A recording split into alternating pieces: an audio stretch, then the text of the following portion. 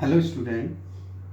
तो आज हम शुरू करेंगे क्लास 8 का मैथ, क्लास 8। ठीक है, और टॉपिक क्या है वो अभी बताएंगे, थोड़ा सा आपको सिखाते हैं। और टॉपिक है तो आप समझ जाएंगे क्या है। और जस्ट ये हाफ ईयरली एग्ज़ाम के बाद का टाइम है, तो आपके लगभग 2 चैप्टर आ रहे होंगे, तो उनमें से फर्स्ट चैप्टर होगा।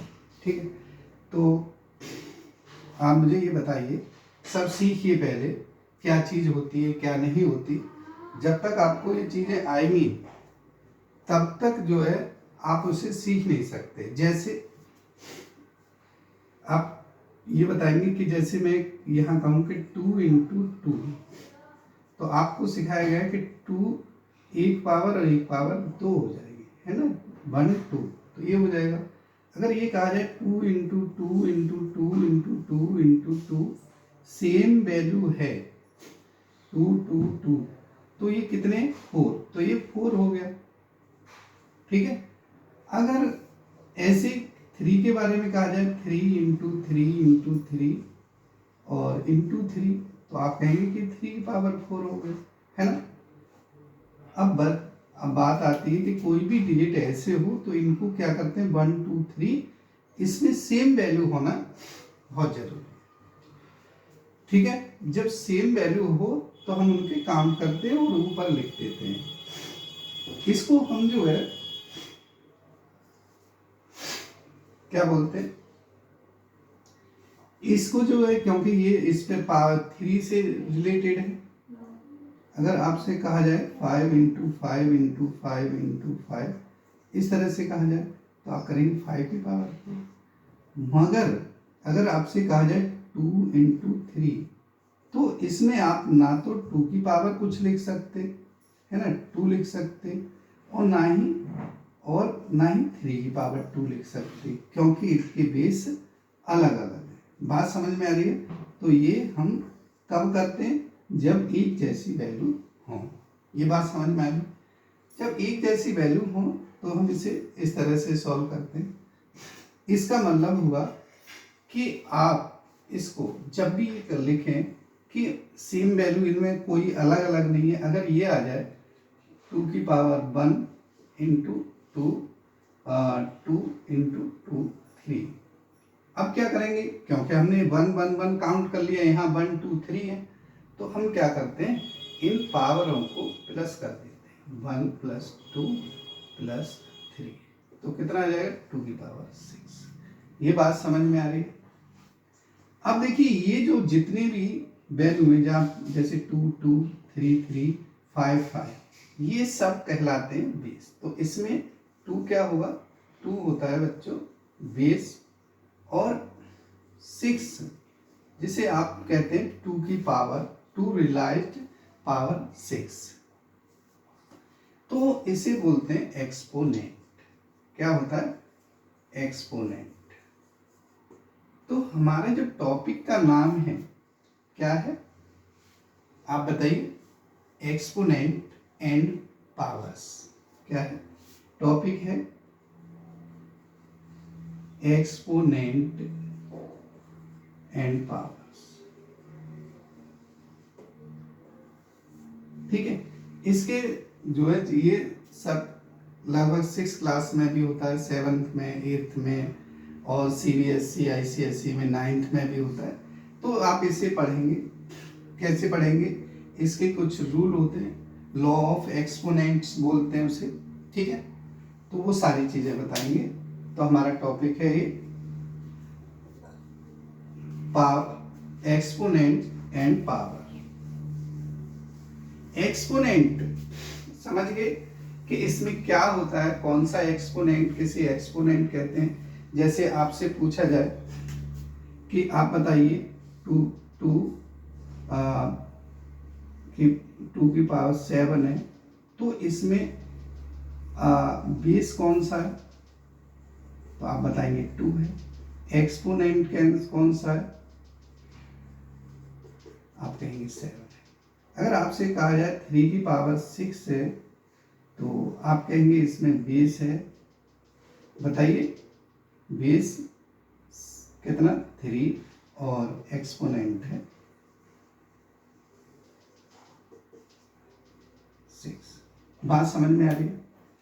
अब इसको और हम डिफाइन करते हैं और चीज़ों के बारे में जानते हैं। तो आप समझिए कि अगर हम इसमें 2 की पावर 3 है और यहाँ 2 और कर दें तो 1 बढ़ जाएगा, 2 की पावर 3 इंटू प्लस 1 2 की पावर 4 हो जाएगा, है ना। अगर हम 2 की पावर 5 है, 2 की पावर 7 है, अगर ऐसे लिखें तो इतना लिखना बहुत पॉसिबल नहीं। तो इसका एक रूल आता है, इसे लॉ ऑफ एक्सपोनेंट बोलेंगे, लिखेंगे उसके में। तो इसे लिखते हैं 2 की पावर 5 प्लस 7, है ना। तो इतना फैक्टर लिखने की जरूरत नहीं है, 2 की पावर 12 हो गया। तो इसमें क्या है, 2 क्या है बेस है और 12 क्या है एक्सपोनेंट है। बात समझ में आ रही है? अब अगर मैं आपसे ये कहूं कि 2 की पावर 3 में 2 से डिवाइड कर दें तो आप कहेंगे 2 की पावर 3 था और इसको लिखते हैं 2 की 2 इंटू 2 इंटू 2 और इसी के लिखेंगे अपॉन 2, एक 2 कट गया तो 2 की पावर 2 बचा। अब आप देखिए यहाँ 3 है, डिवाइड करने पर ये 1 है, ये कम हो रहा है। तो इसका मतलब हम इसे ऐसे भी लिख सकते हैं 2 की पावर 3 माइनस 1 इक्वल टू 2 की पावर 2। मैच कर दिए ऐसे। अब जैसे जैसे हम आगे बढ़ते हैं, ठीक है, जैसे जैसे कैसे, जैसे अगर मैं कहूँ यहाँ पे 2 की पावर 3 बता दिए, 2 की पावर 2 डिवाइडेड बाई 2, तो इसे लिखेंगे 2 की पावर 2 माइनस 1, तो कितना हो जाएगा ये 2 की पावर 1 हो जाएगा, है ना। 2 की पावर 1 2 ही होता है।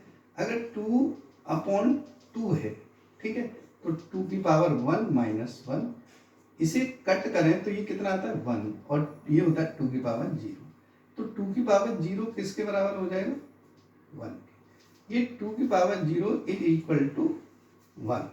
ऐसे 2 हो 3 हो कोई भी नंबर हो, 2 की 2 whole power 0 1, 3 whole power 0 1, 5 whole power 0 1, x whole power 0 1, n whole कुछ भी मान लीजिए y होल पावर 0 1। इसका मतलब है कि जो भी वैल्यू होगी, है ना, और उसकी अगर पावर 0 कर दी जाए तो किसके इक्वल होता है 1 के इक्वल होता है। अगर आपसे कोई पूछ ही ले कि भाई ये प्रूव करिए कि किसी की पावर 0 1 होता है, तो आप कुछ भी लिख सकते हैं। भाई इसे लिख सकते हैं कि भाई देखिए 2 की पावर 3 डिवाइडेड बाई 2 की पावर 3, इसे लिखते हैं 2 की पावर 3 माइनस 3 इक्वल टू 2 की पावर 0, क्योंकि सेम वैल्यू तो किसके इक्वल होती है 1 की, तो ये 1 हो जाता है। आप कैसे भी इसे डिफाइन कर सकते हैं, ठीक है। ऐसे ही हमें इन पे एक लॉ बनता है, उस लॉ को बोलते हैं लॉ ऑफ एक्सपोनेंट्स। क्या बोलते हैं लॉ ऑफ एक्सपोनेंट, जिसमें मैं सारे लॉ एक साथ लिख दूंगा, फिर एक एक करके उसको समझ लेंगे। बात समझ में आ रही है? क्या होता है लॉ ऑफ एक्सपोनेंट, लिख लीजिए लॉ ऑफ एक्सपोनेंट।